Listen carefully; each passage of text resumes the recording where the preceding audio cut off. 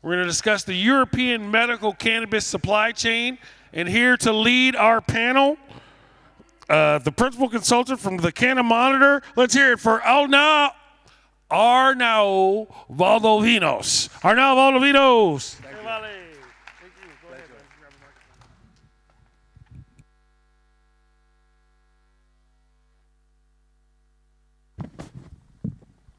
microphone. Hi. Hello, good morning, everybody. I'm excited to be here leading this awesome panel with some experts on the European medical cannabis industry. So I hope that you get very good insights from it. We're going to cover a variety of topics relevant for the supply chain, which, as you know, it's ever evolving, given legalization in Germany, growth in markets like the UK or in Poland. So we're going to cover some topics of interest for all the market participants, particularly product development and what are patients in need of in the current market landscape.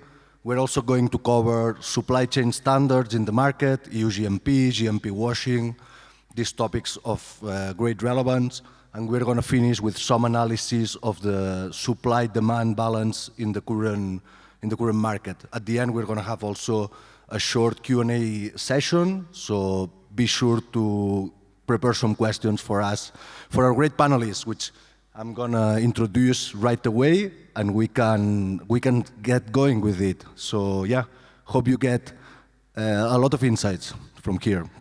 So let's start with Franziska Katterbach. She's the founder of Chiron in Europe. It's a wholesaler in Germany called Pharmadrug. They also own a clinic chain called Zerenia in the UK and Germany, but she has a lot of experience in market access with Canadian and companies from all around the world, helping them get into the European market. So Franziska, how are you doing today? And just because we are in a supply chain panel, what's something that you are expecting from the producer when you are in commercial dealings? But yeah, how are you doing today? I'm very well. Can you hear me? Yeah. That's good. Thanks so much. Hello, everybody. Thanks for having me here.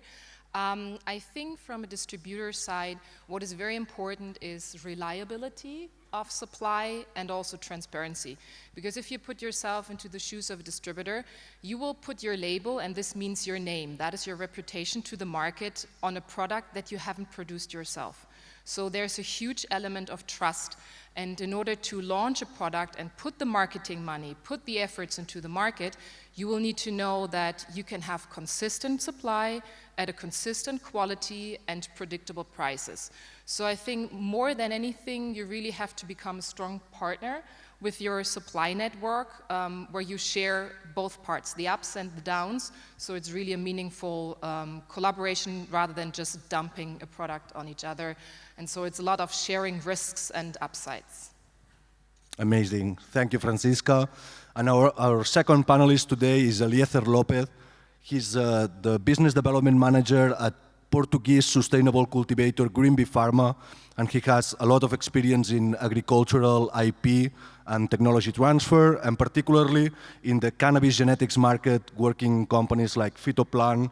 So you have a lot of experience on the production and genetics side. So Eliezer, when you work with a distributor, what are some keys for a fruitful collaboration along the supply chain, in your opinion? Thank you, Arnau, and thank you to the organization for having me here.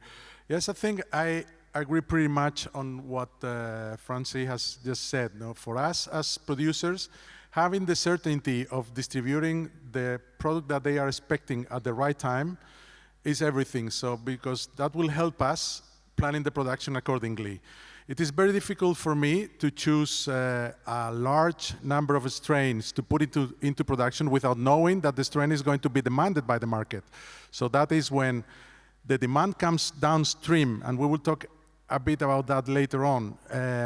When dealing with a patient-centered business, it is much easier for us to understand if production can meet the requirements, we can plan accordingly, and that is crucial for an agricultural producer like us.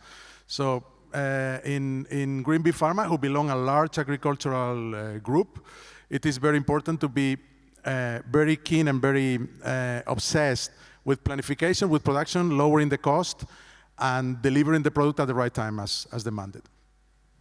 Okay, thank you, Eliezer. So let's go with our first topic of discussion today, which has to do with patient-centric perspective. So actually, what do patients want in terms of products? We know that in some markets like Germany, there's now over 800 products available. So are patients looking for more diversity of products, new launches, or they prefer more limited portfolio? Do we have any gap between what the patients want and what's actually available in the market? What do you think, guys? So maybe I will start here. So I wish it was that easy. I don't think the patient does exist. So I think what I more see is that we have three buckets. We have the pure medical patients that are one bucket. Then we have the middle bucket, which I would call med-rec. These are people that use maybe for a condition like insomnia, but also for recreational purposes. And then you have the pure rec patients. And obviously there's always gray areas. I don't want to oversimplify it. And I think each of the groups has a different demand. When you start with the medical side, I think it's really not about brands. It's about a reliable, steady supply of your medication that you have figured out that works for us or for the patient, because it is a journey. It's a personalized medication, and it takes some time for a patient and the doctor together to figure out what works. And once they found it, obviously they're in need of this medication. So they will more look for what is available. And I think this is the reason why Bedrocan has been so popular, because they have just been steady available on the market. And then the other two buckets, I think we look more of a CPG type of perspective, where people are, obviously, they want to have a good, high quality product at the right price. So I think it's a question of the value proposition. And there's not one answer. It's like with every other product, compare it to wine or chocolate, even though I don't really like these comparisons, but that's the reality. They have different preferences. I think it's just you have to have the value proposition, and then you have to consistently fulfill that proposition. So sadly, there is not one answer to it all. Yeah. So, but in terms of patients, there's on the rec side, I think there's a huge interest for ever-changing products, new varieties, what's the newest shit on the market. So there is this need for that too, 100%. Interesting perspective. Eliezer, do you agree? Well, putting a variety in the market is a really complicated thing for producers if you are new to the variety. It is something that trialing a new genetics that can be developed by a breeder from time to time. They can release very quickly, believe me, new varieties every year. And fine-tuning the production of a new variety is complicated. So under our perspective, the ideal situation would be focusing in a reduced number of strains that are, as I said before, that come downstream from doctors and patients' needs. And for that, for me, it is also very important to stress how important knowledge and science-driven prescription of cannabis is in this industry. Because the more knowledge we produce and the more the doctors and the scientists work on finding what are the right traits or what are the right traits to be bred by the breeders and produced by the farmers, the easier it will be to distribute the right product to the right person. I agree also with Francie regarding the three-bucket system. It is probably not easy to focus only on medicinal cannabis, or we will be lying to ourselves, because there is also an adult use of cannabis who go and ask for a prescription, and that will be probably part of a deeper conversation. Maybe one addition, and here's the lawyer inside of me speaking. I think there's an exclusion criteria. I think there's absolutely no market for bad quality, be it in GMP pressed into something else. But as you inhale the product or you intake the product, I think no patient really wants poor quality, even for cheap prices. I think there's no market for these type of products. Absolutely. So high quality is important for medical, for recreational, and for exactly. And as producer, we're not interested in competing against poor flower that comes from other places, or that has a very, very low price, because we are not competing here for, in our company, we're very good at producing other sorts of commodities like olives or almonds or whatever, but cannabis is completely different. You have to differentiate in quality. And if you excel in product and if you excel in quality in producing, you will get a final result that is appreciated and will get a higher price at the end. Okay, very interesting. However, you are focusing it on the flower, which we know that it's the main format that in Europe is available for patients. Do you think this is set to change, or what's your perspective on the flower versus extract debate, on from the perspective of what the patients are requesting from the supply chain? Well, I think if we just look at Canada, which is just the most mature market, I think the flower market will always be predominant, especially in a rec scheme. And as other dosage formats have regulatory hurdles, I don't foresee that the extracts will pick up to a point where it's 50-50. Probably for the ease of use, at some point there will be some users or patients interested in taking the product in that form. But for now, when we made the concept of building the facility and everything, we planned to have a space for, in the case there is a demand in the market, to try to produce extracts or other kind of products. But for the moment, we are very much focusing flower for the same reason.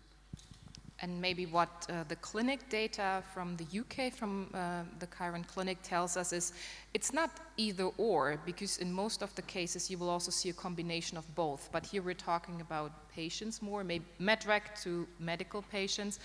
And there is a huge cohort of patients that combine extracts maybe for the night and flowers, just because how they work for the pain peaks. So it's not one versus the other. I do see combination cases.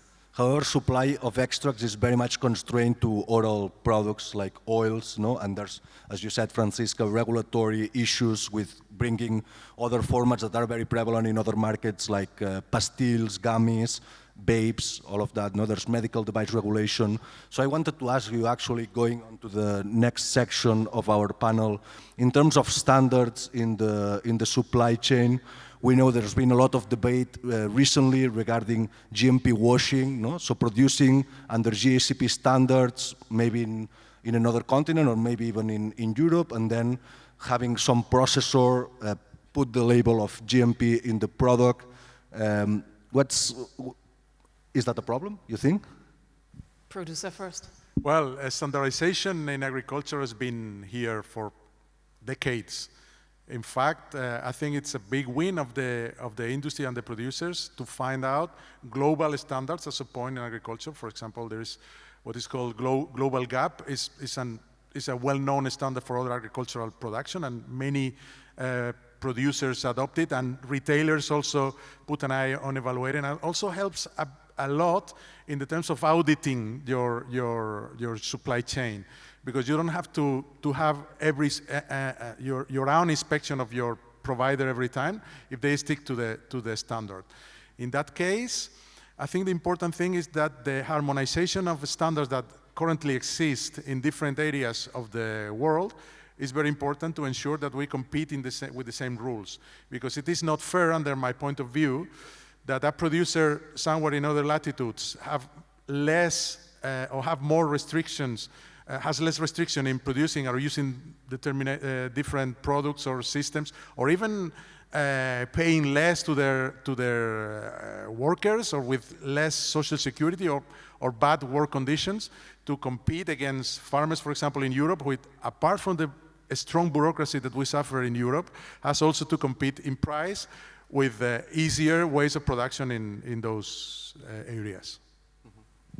I would like to maybe add that I don't really understand the term GMP washing, because everything is GMP washed.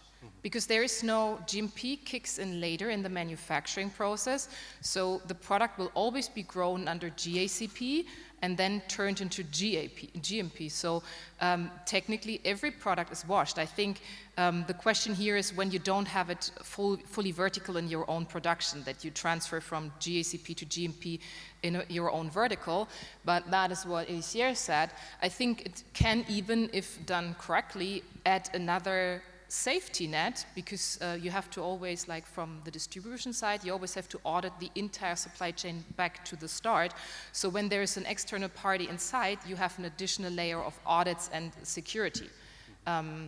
Still, I mean, the magic happens in the greenhouse. Like whatever comes out of the greenhouse, obviously the GMP washer can do something on the drying side, they can do something on the microbials, but not more, nothing on the other side. So really the most important thing happens in the greenhouse, and that is always GACP, even if it's indoor. Out of the figures that we see of Portugal, the country where we are exported to Germany, out of the 20 tons or so, there are 37 cultivators. Only 9 of them are GMP. The rest are usually moving their product, the GACP product to, or they dry in GACP and they move it to a facility where they transform into GMP1, or there are other sources of business. But as I said, only a very slow part of the supply chain, which is verticalized, really do GMP or distribute GMP directly product. Which is also in Germany. Germany has decided to fully integrate cannabis under the pharmaceutical scheme, and contract manufacturing is the most used concept in the pharmaceutical world. There's almost no company that really produce themselves until the distribution, so it's a standard concept that really works and has proven to work over the last decades for any other pharmaceutical product as well. Absolutely, so it's business as usual, no, GMP washing? And also, just so we can land the conversation on some data, we know that last year Germany imported 72 tons of cannabis, which is a massive increase versus the previous years. And also interim data shows that 2025 is likely to be another record year. So we are finally seeing what we have waited for so long, to have markets of scale in Europe. And of the 72 tons, we know that approximately half comes from Canada, then 1/4 comes from Portugal, and then there's a variety of other sources, including Macedonia, Denmark, Spain, Australia, etc. But essentially, the point is, 1/4 is from Portugal, but we don't know how much of this Portuguese production is actually in Portugal, no? Because there's a lot of imports from Canada, from South Africa, and a lot of global geographies that are processing in Portugal. So do you think this complicates the supply chain? Is there anything that we should keep in mind when looking at these numbers? I think competition is always good, okay? But I have to bring into the conversation that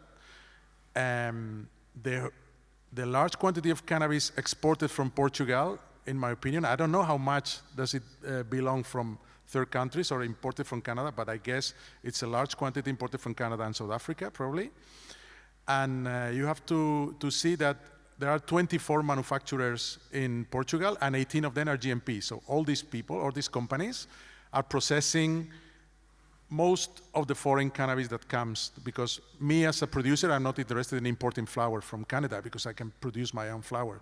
So it is probably a large part of the supply chain. So if we play with the same rules, I believe that competition is good. But I referred to the question before. So how are the production standards, how are the processing standards in Canada or in South Africa compared to the ones that we have in Europe, with a strong bureaucracy and with strong regulatory constraints?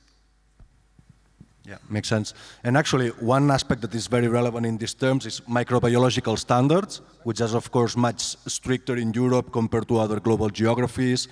And for instance, now we see in Germany, more than 2/3 of varieties are unirradiated. It seems to be a growing trend. Therefore, methods of decontamination are becoming also a very important topic. So Franziska, how do sterilization methods affect product quality, you think? Yeah, you put it absolutely right. It's really about thinking, because there's not enough data on the market that can show what it does to terpenes and to the rest. I mean, irradiation is a manufacturing step, and as such, it has to be validated. So you have to show that the product is safe before and it's safe after, and only the microbials have reduced. So generally, it's a safe treatment method, which is also used in others. It's used in food, so it is nothing new related to cannabis. I feel that this debate is maybe a bit misused from larger LPs to push products or to block other products, because we have this interesting debate in the UK. Doctors demand, mostly they demand irradiated product because they consider this is safe, right? And in Germany, it's the other way around, where we see this huge trend where patients feel, no, I want it more organic, and they don't want irradiated products. Plus, the reality is, people just don't want to do the Amrad V because it just costs 10,000 euros per product and it takes you 9 months. And this is the reality why in the UK such thing does not exist. So you can bring irradiated, non-irradiated, it does not matter. It's far more likely that irradiated gets more prescribed just because of doctors' choice and their perceived level of safety on the product. But in Germany, it would be my guess that lots of products are non-irradiated just because of the hurdle, the extra hurdle of the Amrad V, which you try to circumvent with cold plasma treatment, which is then not using the Amrad V relevant ionization. So I think that is really the reality. But it would be interesting to really see data, like reliable data, what like irradiation really does to a product, and maybe what it does not do to the product. Yeah, and it's a question of being a good producer from our side. So if you're a good cultivator, you won't have problems with microbiology, and probably many growers here will have a different opinion on that. But if you are able to release your product that are accomplishing with Table C of the German Pharmacopoeia, and this is something that, for example, in our case has happened in all the batches that we've released so far, but 2 of them, it helps a lot because it reduces time to market of the product because you don't need to irradiate. It reduces cost, and at the end of the day, it also requires more effort because you have to be very good in your biosecurity in the facility. You have to do very strong training to your people, and that also takes time and costs money, no? To be very good at that part. But I think if you're a good cultivator, you don't have to be concerned about a poor quality in terms of microbiology. Do you think patient preference is also driving the trend of unirradiated flower? Sorry, can you say it again? Yeah, patient preference. Do you think it also plays a role in that patients are preferring unirradiated flowers compared to gamma or beta radiation? I don't know, the conversation I'm having with the distributors we're working with, it always goes on that direction. They prefer unirradiated flower. Probably because it is downstream from the patient also and from the pharmacies that are asking for an unirradiated product. Probably in Germany, as Francie has said, it is much more a more sustainable product or something which doesn't use. Radiation is an ugly word. Let's accept it. So probably the user, the patient, prefers not to see radiated product. Yeah, and as you said, it's a quality criteria of the greenhouse that if you can reduce the bioburden already in your greenhouse, that means you have high quality standards for sure. And believe me, it's very difficult to get a high quality standard if you do in a greenhouse, if it is not a superb greenhouse. So, of course, it is much easier to reach good micro levels if you produce indoor. That is why we have swapped a part of our operation into an indoor that we are starting in a couple of weeks. But yes, it is. If you are a good farmer, you don't have to be concerned about that.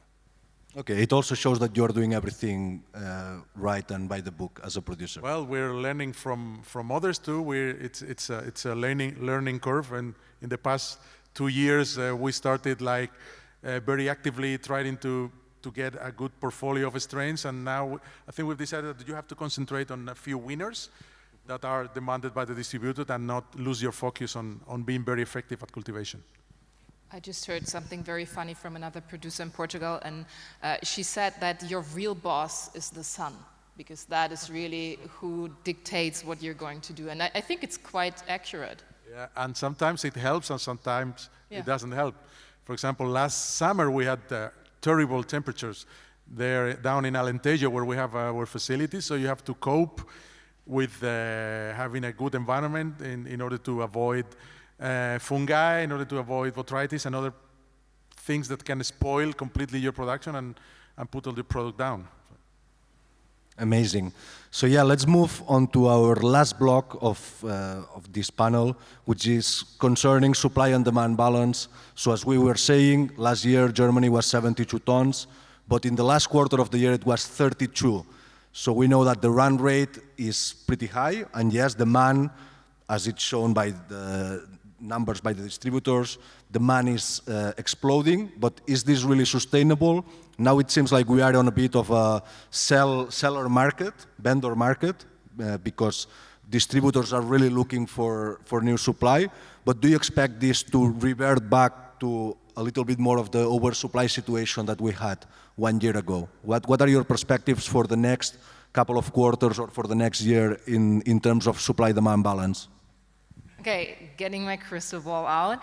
No, I think it's really a tricky question because we don't have real numbers. But if I just go with the 2% rule that we say 2% out of population are cannabis users in the end, we're probably at 600,000. So we're still at 1/3. So there's much more room to grow, but I think it will depend on who's going to grow. So again, poor quality will have no chance because the market is maturing. Patients, rightfully so, are maturing. They don't tolerate poor quality. I think the real power sits with the telehealth platforms because I would make a guess that out of the 100% of the market in Germany, 70%, 70 of the scripts are done by online clinics, and they have back-to-back deals. So they will push the products where they have a deal. So I think this is where the decision is going to be taken in the future. If we like it or not, but that's the reality.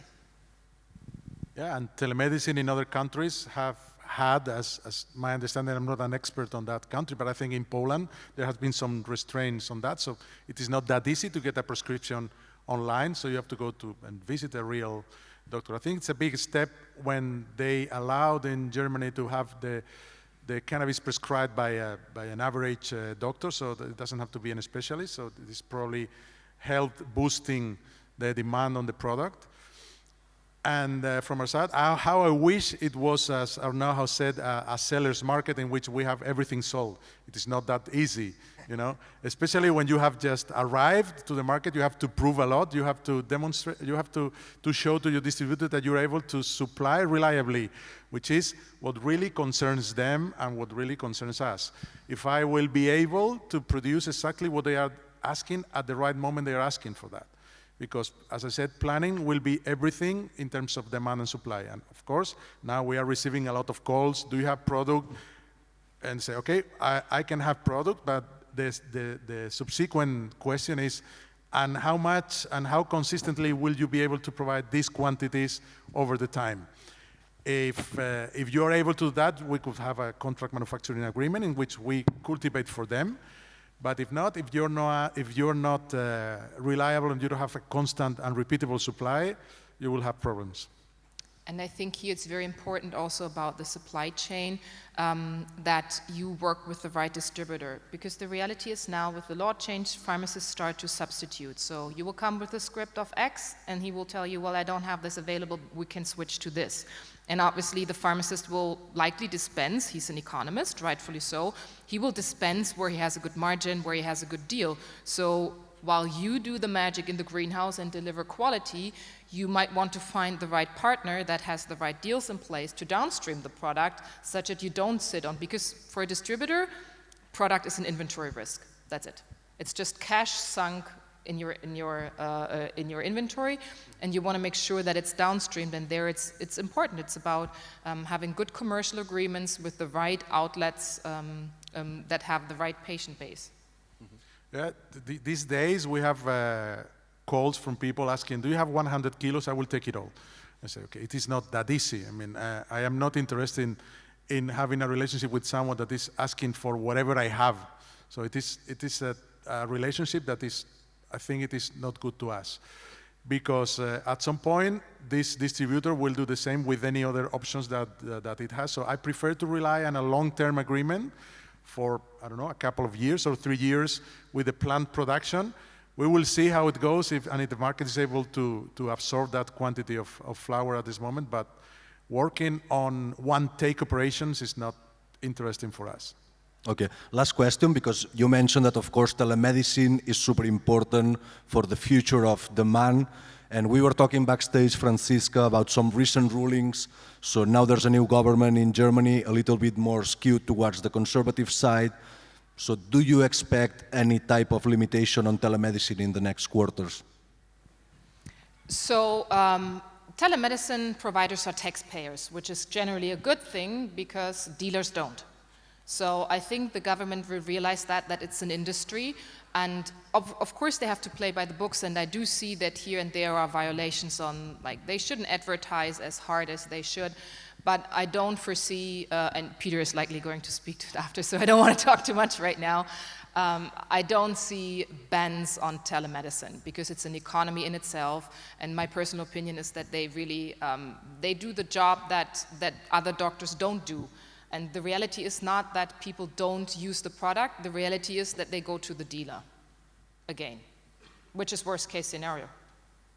Absolutely. And Elias, sorry, Arno, I think it is also very important, and I said, I think in the beginning, that educating doctors in prescribing the right strain to the right condition is also essential. So this is something some companies, and especially companies who have clinics and things like that, know it by heart, and they rely on data that is available, and they help the doctors to make a good prescription, not based on what sells more. They are doing the prescription of what the patient needs, what is really important. It is completely nonsense trying to force someone to use a product that is not good for the condition. So. Yeah, and last question for you, Eli. As a producer in this very dynamic market, how do you differentiate yourself versus, 20 other growers in Portugal? Okay, when we started the project, we thought, because we come, I didn't explain that before, we come from a large tradition of farming, family-owned business. Our company is 200 years old, so we're the 6th generation of farmers. And when we decided to start in a project like that, we decided that we have to do it in something which is a completely unique and different product from anyone else. And of course, not working with a commodity means that you work with something which has some added value. That is why we chose cannabis. We had the other option, was saffron, but we decided to do it on cannabis. But in any case, you have to excel in what you're good at. And if you're good at in cultivation, you have to excel on that. And do not lose focus and try not to build a brand or something like that. This is something that distributors know very well how to do.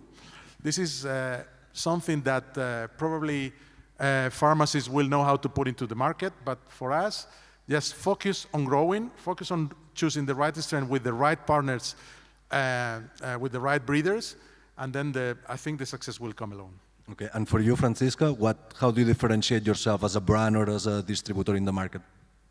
It's really about a value proposition. It's like what you bring. So you say, if you stand for high quality, you got to deliver that. If you say you stand for budget, which is fine too, you deliver on that. So I think in the end, it will be about reliable brands and a sustainable, consistent supply chain. So it's really partnering. Amazing. Okay, thank you guys. Let's give a big round of applause for our panelists. All right. Fantastic. We don't have time for questions, I'm sorry. But if you have questions, I'm sure you can meet everybody out there and they would love to talk to you. We're just trying to, what happened was, I told everybody the first one was in Spanish and they all ran out to get headphones and then ran back and we lost time. So I'm holding you all responsible. But we're good. But thank you so much. One more time for Arnau and Francisca and Elither.